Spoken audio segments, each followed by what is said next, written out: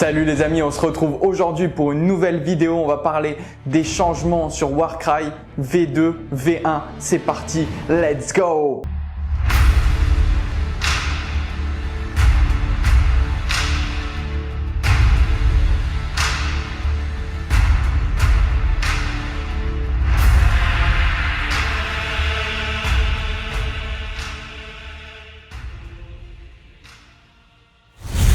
Allez les amis, on attaque avec le premier changement qui va être dans la composition de bande.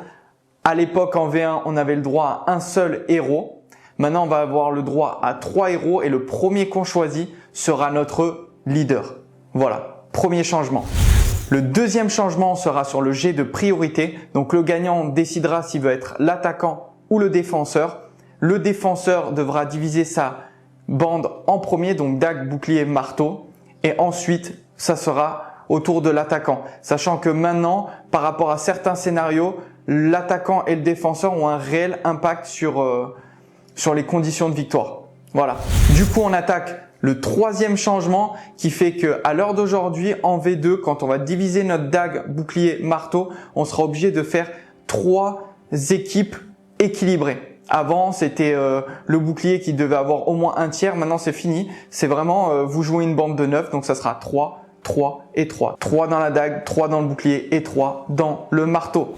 Changement numéro 4, on va devoir retirer au dé pour savoir qui est bleu, qui est rouge. Chose qu'avant, on ne faisait pas. Ça se faisait directement dans le jet de priorité. Pour le numéro 5, on va avoir les dégâts d'impact qui ont changé. Avant, on prenait des dégâts d'impact quand on chutait ou quand on sautait de 3 pouces de haut. Maintenant, c'est à partir de 2 pouces. Donc, on aura beaucoup plus de jets de dégâts d'impact. Et en plus de ça, ils ont changé le système. Avant, on lançait un dé 4, 5, on prenait 1 dégât, 6, on prenait 3 dégâts. Maintenant, c'est l'inverse. On jette un dé 1, on prend 3 dégâts, 2, 3, on prend 1 dégât. Ça change rien en soi, mais je trouve ça plus cool de se dire que c'est sur un 1 qu'on prend les 3 dégâts et pas sur un 6.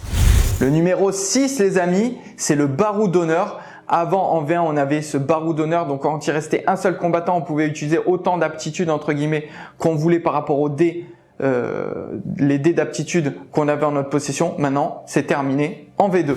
Le numéro 7, les amis, c'est la réaction. Donc ça, je pense que vous le savez déjà, mais maintenant on a accès à 3 réactions. Une réaction, ça consomme une action. Donc quelqu'un qui a déjà bougé, qui a déjà utilisé ces 2 actions ne peut pas faire de réaction. Et on a 3 réactions universelles que chaque bande va pouvoir utiliser et chaque bande a sa propre réaction. Donc en 8, on a les terrains fatals qui ont changé. Avant, les terrains fatals, c'était D3 dommages. Maintenant, c'est D6 dommages. Donc, quand vous chutez à 1 pouce d'un terrain fatal, D6 dommages, vous voulez traverser un terrain fatal, D6 dommages. Là, on va devoir vraiment faire attention à ces terrains fatals qui étaient vraiment très anecdotiques en V1. Je pense qu'ils auront un peu plus d'impact en V2.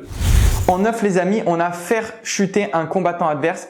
Alors, en V1, un combattant qui se trouvait à un demi-pouce d'un bord d'une plateforme pouvait chuter s'il se prenait une touche critique. Il lançait un dé sur un 1, il tombait. Maintenant, c'est terminé. C'est peu importe que ça soit touche critique ou touche normale, dès qu'il se fait attaquer, il va devoir lancer un dé sur un 1, il tombe. Même si l'adversaire a fail tous ses jets, du moment où il se fait attaquer et qu'il a 1 pouce du bord, il fait un test sur un 1, il tombe. Et je trouve ça quand même beaucoup plus réaliste.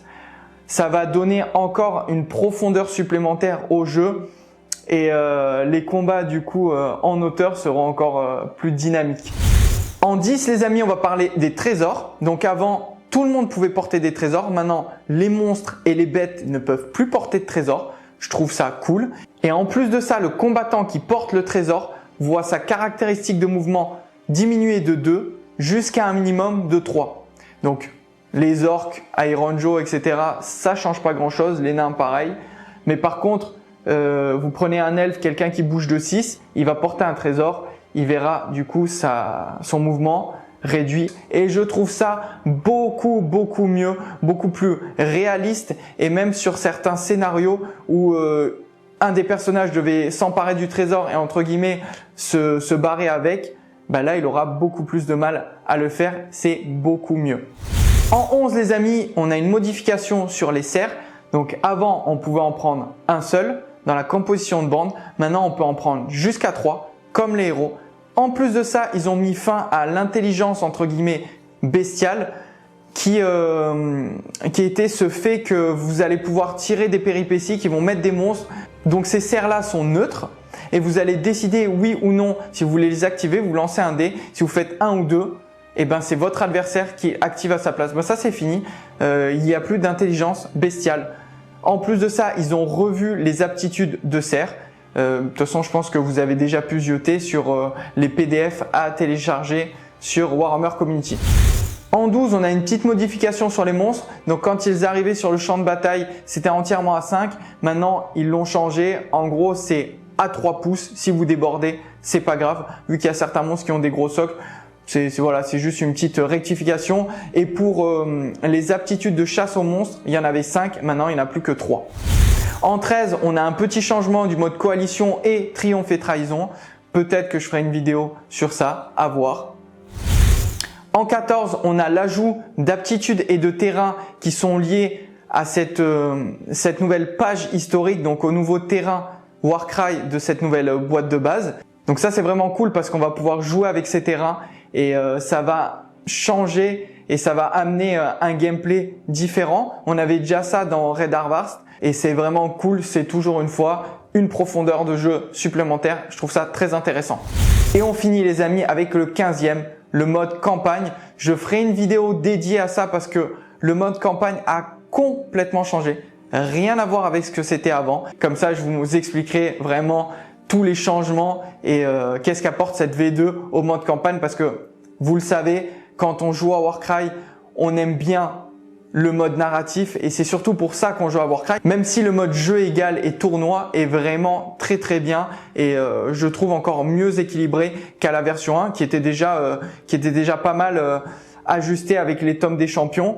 Donc on a quand même un jeu qui est adapté, qui est fait quand même pour les tournois et qui s'y prête très bien, mais la nature même du jeu est plus narratif. On a envie d'écrire une histoire, l'histoire de notre bande, de leur héros, de son champion, vivre une aventure et c'est quand même ce qui est plus retranscrit dans ce jeu et dans cette V2. Voilà, c'est pour ça que je ferai une vidéo dédiée exclusivement au mode campagne.